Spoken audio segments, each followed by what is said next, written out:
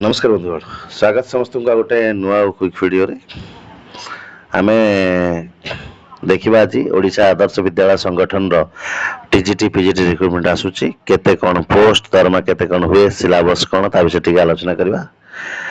दरमा छाड़ दियो मन रखिता regular high school teacher level जदि 9 होची ये होची लेवल 10 ओके सैलरी टिके अधिक करबे से टीजीटी जदि 35,400 पाउछंती हाई स्कूल रे तो एठी अधिक मिलिबो अराउंड 43 समथिंग मिल जाउची।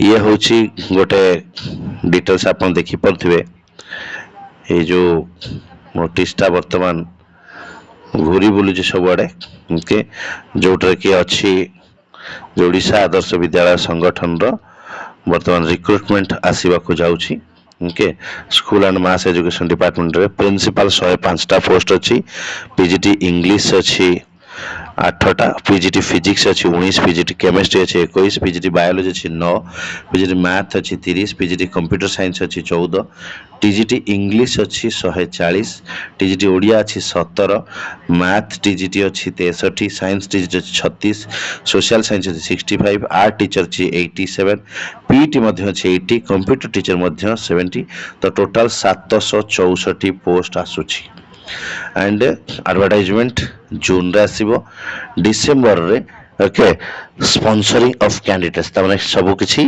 स्पॉन्सरिंग प्रायतः डिसेंबर सुधा हे जिवो ये वर्तमान गोटे नोटिफिकेशन हमर आसीबा ऊपर राइट। तो बहुत पोस्ट देखिबा 140 अच्छी टीजीटी इंग्लिश एंड आपणकर प्रिंसिपल अच्छी 105 टी कहीं प्रिंसिपल कारण आदर्श विद्यालय रे परमानेंट प्रिंसिपल के रुहंतीनी राइट प्राय पळाई जांती विभिन्न जगह आसंती टेम्पररी काम करी पळाई जांती okay.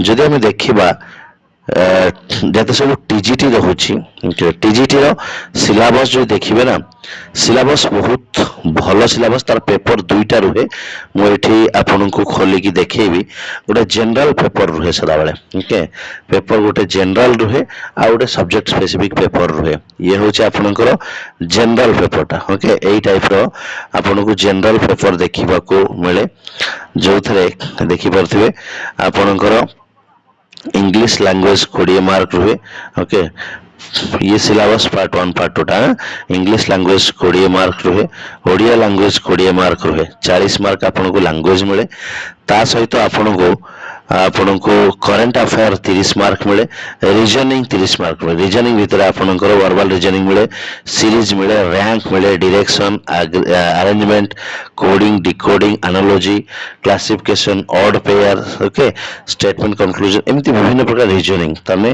Current affair reasoning 60 mark English और ओडिया 40 मार्क राइट।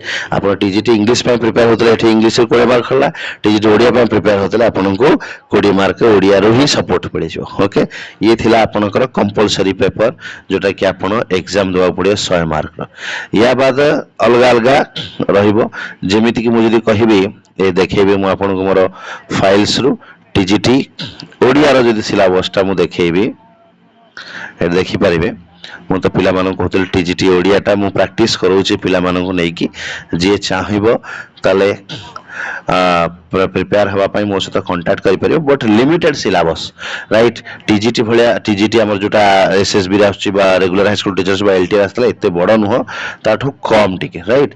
देखो काव्य फिक्सेड कोटि ब्रह्मांड सुंदरी रो प्रथम छंद मथुरा मंगल रो प्रथम छंद दरबार राइट काव्य कविता एट रहा आपनकर बलि उपाख्यान स्तुति चिंतामणि केवल सप्तविंश बोलीटा मधुमेह कविर व्यथा चंद्रमार छुड़ी नाटक आ एकांकिका 3टी भरसा अवरोध अदृश्य नट एकांकिका संकलन उड़ंता पहाड़ दर्जा बुढ़ा संखारी विश्वास घास गल्प मो फेवरेट होची बुढ़ा संखारी आ घास गल्प बुझिबो जीवन स्ट्रगल करी केमती बंचिबा को हुए घास गल्प रु जना पड़े राइट राजकिशोर पटनायक लिखिथिले ता व्यतीत किछि आसीबो कोन प्रबंध साहित्य और जीवन मानविकतार मानदंड एकलव्य कथा से आत्मलिपि एम सब किछि लिमिटेड रहिबो साहित्य तत्व किछि लिमिटेड रहिबो राइट साहित्य संज्ञा स्वरूप भाषा ज्ञान वाक्यर ज्ञान लोक संस्कृति लोक साहित्य शिक्षादान पद्धति आपनकर पेडागोजी रहिबो मोटामोटी देखिबे आपनकर एसएसबी टीजीटी ଆଉ LTR ର ଯୋଉ ଓଡ଼ିଆ ଥିଲା ତାଠୁ ଟିକେ କମ ରୁହେ। ଓକେ, ରୁହେ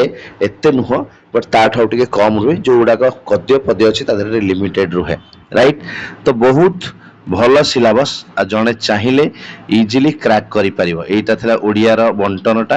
ଏଇଟା ମୁଁ ଦେଖୁଥିଲି କାବ୍ୟ 8 ମାର୍କ, କବିତା 12 ମାର୍କ, ଏକାଙ୍କିକା ନାଟକ 5 ମାର୍କ, ଏକାଙ୍କିକା ସଂକଳନ 1 ମାର୍କ, ଗଳ୍ପ 7, ପ୍ରବନ୍ଧ 18, ସାହିତ୍ୟ ତତ୍ତ୍ୱ 13, ସଂଜ୍ଞା ସ୍ୱରୂପ 3, ଭାଷା ବିଜ୍ଞାନ 9, ବାକ୍ୟର ସଂଜ୍ଞା ସ୍ୱରୂପ ରୂପାନ୍ତର ହେଲା 15, ଲୋକ ସାହିତ୍ୟ 4, ଆଉ ପେଡାଗୋଜି ହେଉଛି ମାତ୍ର 5 ମାର୍କ। ତ ଏଠି 100 ମାର୍କ ଆପଣଙ୍କୁ paper 1 compulsory paper 100 mark attend କରିବାକୁ ପଡ଼ିବ, ଆଣ୍ଡ ପେପର 2 ଆପଣଙ୍କର 100 ମାର୍କ ଆଟେଣ୍ଡ କରିବାକୁ ପଡ଼ିବ ନିଜ ପେପରରୁ।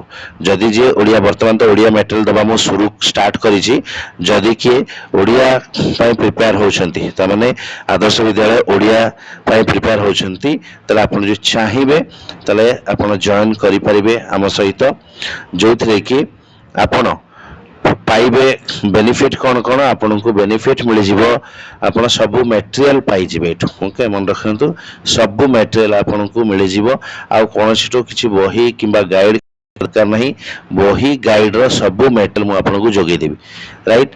ତ ଯାହାକୁ ଦରକାର, ଯଦି କିଏ TGT ଓଡ଼ିଆ ପାଇଁ ପ୍ରିପେୟାର ହେଉଛନ୍ତି, ତେବେ ମୋ ସହିତ ଯୋଗାଯୋଗ କରିବେ, ରାଇଟ୍। ସବଜେକ୍ଟିଭ, MCQ ସବୁର PDF ମାତ୍ର 100 ରୁପିଜରେ ସବୁ PDF ଦେଇଦେବି। ଆପଣ ସୁଯୋଗ ହାତଛଡ଼ା କରିକି ପ୍ରିପେୟାର ହେଇପାରିବେ ଯଦି ଆପଣ ଓଡ଼ିଆ ପାଇଁ ଦେଉଛନ୍ତି, ଓଡ଼ିଆ ପାଇଁ ଯଦି ପ୍ରିପେୟାର ହେଉଛନ୍ତି। ଅଲଗା ପାଇଁ ଏପର୍ଯ୍ୟନ୍ତ ଷ୍ଟାର୍ଟ କରିନାହିଁ, ବଟ୍ ଓଡ଼ିଆ ଯେହେତୁ ମୋର ଫେଭରାଇଟ୍, ମୁଁ ଯେହେତୁ ଜଣେ ଭାଷା ସାହିତ୍ୟ ସହିତ ଜଡ଼ିତ ଶିକ୍ଷକ, ତ ଡେଫିନେଟଲି ଓଡ଼ିଆକୁ ମୁଁ ଷ୍ଟାର୍ଟ କରୁଛି। ଯିଏ ବି TGT ଓଡ଼ିଆ ପାଇଁ ପ୍ରିପେୟାର ହେଉଛନ୍ତି, ଡେଫିନେଟଲି ମୋ ସହିତ ଯୋଗାଯୋଗ କରିପାରିବେ।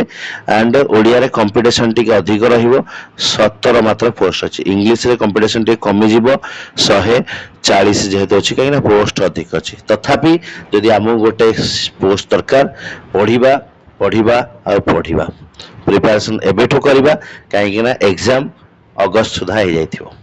ଏକ୍ଜାମ ପରେ ଗୋଟେ ଇଣ୍ଟରଭ୍ୟୁ ହୁଏ, ମନେ ରଖ, ଇଣ୍ଟରଭ୍ୟୁ ଜରୁରୀ। ତେଣୁକରି ନଲେଜ ରହିଥିବା ଦରକାର। ଏମିତି ନାହିଁ ଯେ ଖାଲି ମୁଁ ପଢ଼ିକି ପରୀକ୍ଷା ଦେଇଦେଲେ ହେଇଯିବ, ନା ଇଣ୍ଟରଭ୍ୟୁ ବି ପାସ୍ କରିବାର ଅଛି। ଗୋଟେ ଇଣ୍ଟରଭ୍ୟୁ ହୁଏ ଏକ୍ଜାମ ପାସ୍ କଲା ପରେ। ଓକେ, ତ ପ୍ରିପାରେସନ୍ ଚାଲୁ।